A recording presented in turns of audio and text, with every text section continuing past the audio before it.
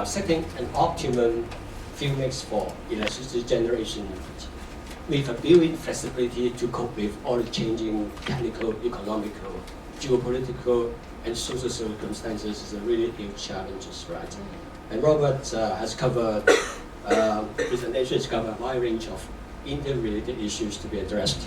And he also raised the need to have more information so that we can do better evaluations.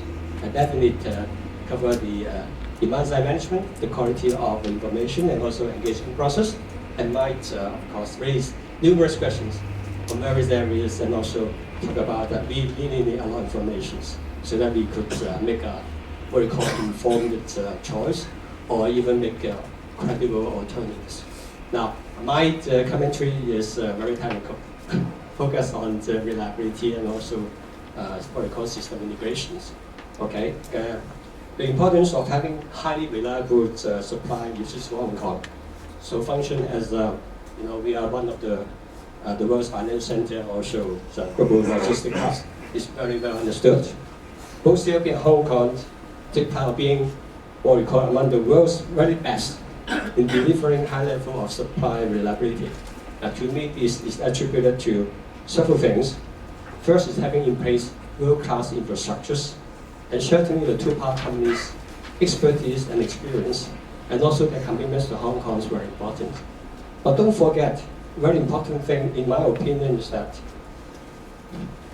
in Hong Kong, under what we call the current regulatory regimes, both companies are tempted to overbuild their infrastructures because their electricity prices and also their profits are tied to the amount of fixed assets. And this does, in my opinion, play a pivotal role to achieving such impressive reliability of supply. Right? As long as our companies can continue to operate under the current, what we call vertically integrated electricity market structure, can have the SOC agreement or something like that in place, and can secure undisrupted supply of fuel. But I'm sure their track record of this very impressive supply reliability can be assured under what we call the option 2 local generations. But the drawback of this option is that the power company's infrastructure will snowball and bigger and bigger, making it very difficult for the authority like McDonald's to do anything to unbundle this electricity supply chain, possible like a nail in the coffins for future market liberalization. We have to be very careful about that. Okay, under option 1, we got the grid purchase. China's Southern Power Grid will supply about 30% of Hong Kong electricity consumption. This is very big amount. It works out something like 15 billion electricity units in 2023 through what we call the interconnection with Hong Kong Power Grid. Now, this is a huge amount. It's more than Hong Kong electric current supply of electricity of 12 billion. Right, so by 2023, Hong Kong Electric will become the smallest electricity provider, trailing behind China's Southern Power Grid. So we will have 3 providers. Whether they can compete with each other is another story. Now, power system interconnection is a kind of marriage because 2 power companies become one when they operate together in synchronisms. After interconnecting, a system used to be isolated from disturbance in a neighboring system. Is now vulnerable to those disturbances. Technical problems such as what we call voltage collapse, dynamic and transient instability, or cascade outages due to propagated disturbances require a lot of work, such as extensive planning studies, computer modeling, exchange of data between 2 interconnected systems, and well-coordinated operation. Okay. Importing grid power from China's Southern Grid under option 1 is a cross-border task that will be highly complex and challenging, and will involve provincial and national government organizations and all the industry participants. China's Southern Grid's current performance on supply reliability is not that impressive, because their power interruption is about 138 minutes per customer per year, comparable with Hong Kong. Hong Kong has about 1 to 2.3 minutes 1 to 2.3 minutes. This no doubt is a major concern to everybody here. Now we do expect they will achieve significant improvement in the next 10 years, but no way can close to ours because there are a number of reasons. Because the vast areas of 5 provinces covered by the system, the operating capacities of the power grids, and the inherent risk of the long overhead power lines when operating under severe weather conditions. So whether any preferential arrangement for power supply to Hong Kong during the peak demand periods will be made to us to assure our high supply availability, and that what premium we have to pay remain unknown. But anyway, significant large local backup generation capacity, as mentioned by Robert, is required to maintain the current level of supply availabilities. A gas turbine for backup is preferred because the start-up time for coal plant will take more than a day, and that will be costly too.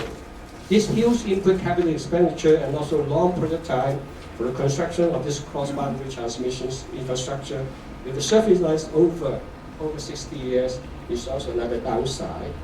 But there's upside for option 1, grid purchase, because it is creating a driver to push for what we call long-awaited integration of our 2 local power grids, while increasing the capacity of the existing interconnectors from 720 MVA by 3 volts to more than 2,000 MVA, so that can facilitate full power transfer.